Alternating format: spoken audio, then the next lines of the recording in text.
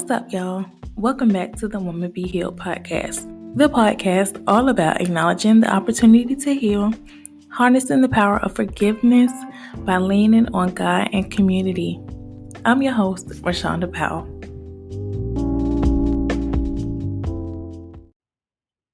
What's up, y'all? And welcome to the Woman Be Healed podcast. So, I want to start us off with a parable from Luke that Jesus gave the disciples. I've been reading the book of Luke for a few weeks now, and it's been so good that I've been taking notes and really reflecting on it daily, and it's been helping me so much. I know y'all like, dang, she just got back up here and she's starting off reading the Bible. But listen, I stand by my word. It's a whole weapon, and it's good for your spirit, okay? And I'm going somewhere with it. So, yes, welcome back. But listen, Luke 8. Jesus was speaking about the parable of the sower, right? So a sower went to sow his seed, and as he sowed, some fell by the wayside, and it was trampled down, and the birds of the air ate it up. Some fell upon a rock, and as soon as it sprang up, the plants withered because it had no moisture. Some fell upon thorns, and the thorns sprang up with it and choked the plant. And some fell on good ground and sprang up and bare fruit 100 times more than what was sown.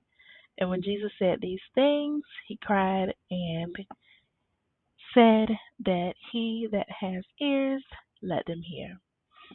I want y'all to go in and read that whole parable for yourselves this week. Take notes and meditate on it because it's so good from top to bottom, okay? It has a lot of good stuff in there. Anywho, I'm back, y'all. Slowly but surely, I am back. I can say that I've missed this dearly, but I've also struggled with getting back up here. Why? Because God has been gracefully breaking me to build me back up for the healing that I have been asking for and praying for. And it was so hard for me to do anything, to be honest. But with Him doing that, I feel like I'm stronger and getting better day by day. Every day isn't peachy, of course, but every day has purpose as long as we're breathing, right? Okay. But I've still been working on a few things. Just kind of some background. I've started making organic soaps and candles and working on body butters along with a few other things. And I just got my site up over the weekend. So if you have some time and just want to check it out or buy some things and pre-order some soaps, the site is called www.healedfree.com for my brand Healed and Free. I'm excited about that, and I feel like God is going to bless us in a mighty way this year. Why? Because He has been raising up our minds to be seated in heavenly places and really coming into who He has called us to be, even in the graceful breaking, right?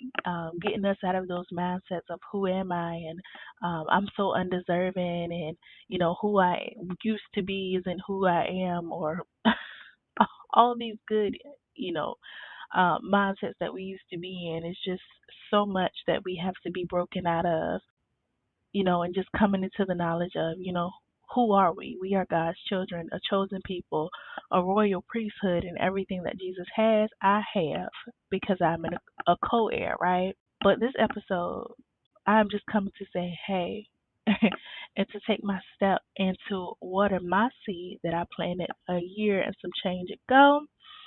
Yeah, my seed is on good ground, but with any seed, you have to water it. With any seed, you have to give it that good sun and all that that good stuff for it to grow and bear that fruit. The reason why I chose that verse to start off with is because one, I have been clinging to the analogy and representation of a seed lately.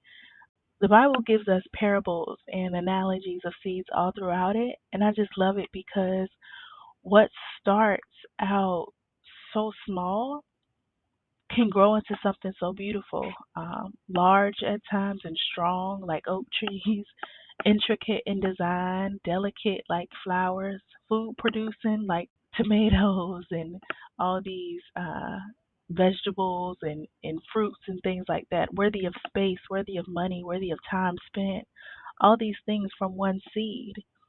And all you need to do is water it and provide it with sunlight or give it the right conditions for it to flourish and grow and produce a harvest.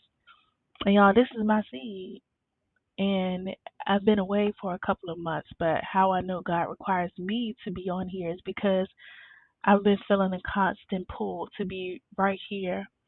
And I've been pushing it off and I push it off and I push it off and I give excuses as to why it just doesn't feel right or why I'm blocked or I just don't have anything to say.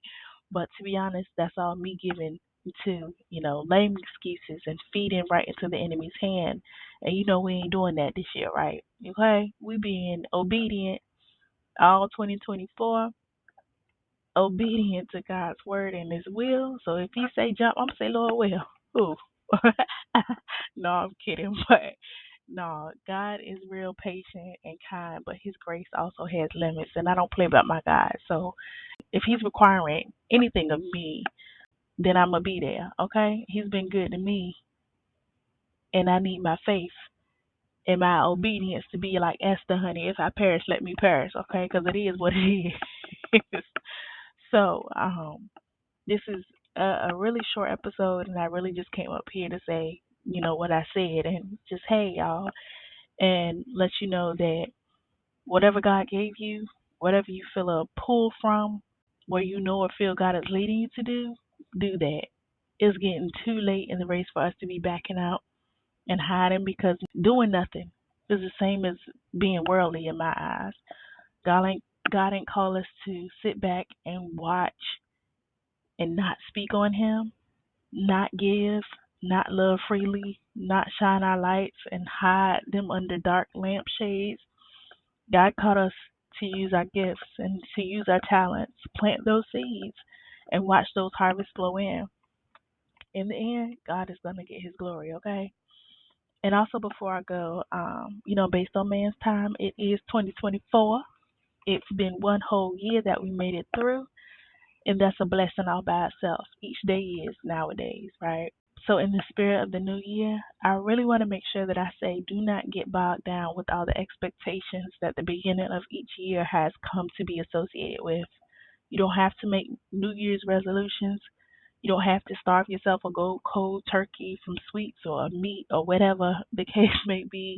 You don't have to do a fruit and water fast. You don't got to go to the gym 7 days a week for you to feel accomplished or whatever.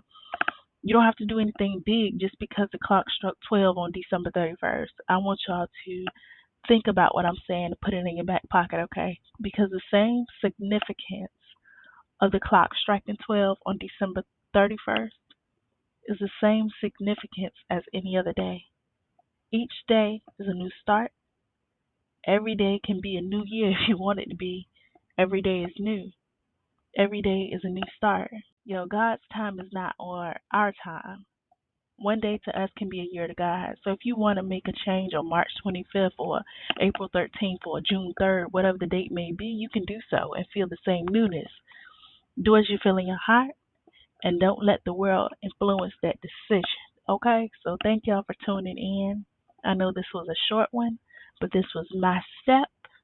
This was me ordering my seed, and I'll see y'all soon.